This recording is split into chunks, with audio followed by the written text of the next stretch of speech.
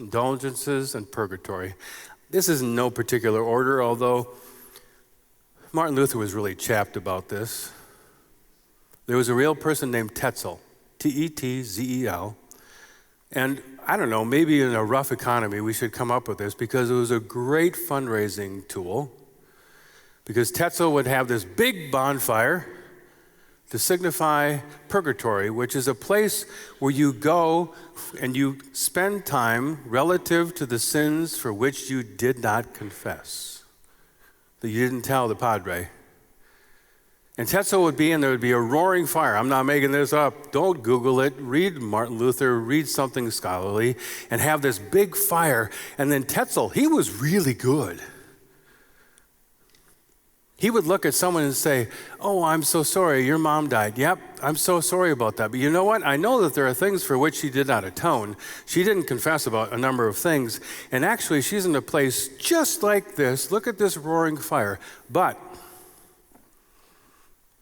you can get your mom out of that for only this much money." I'm not kidding. This happened. And Martin Luther was burning metaphorically like that fire. Because he said, most of all, I don't see purgatory in the Bible. And remember the point about things being in the Bible? If they're not in the Bible. And so he said, take it down. What you're doing is effective, but it's defective. He said purgatory doesn't exist. I amend this, less the DMV or lines at Costco. That is my purgatory here on earth. Give me a break.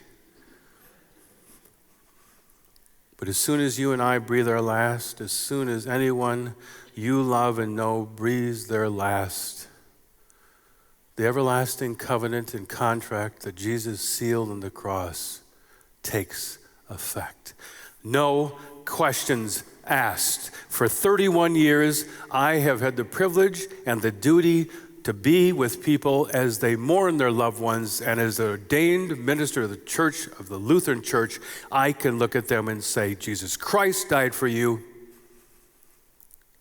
a forgiven sinner that was saved by the blood of Christ.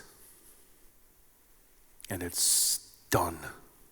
And I can say good news. And I can say it's true. And here I stand. Now let's talk about your dad. Now let's talk about your mom. Now let's talk about how great and how loving. And we can talk about those things.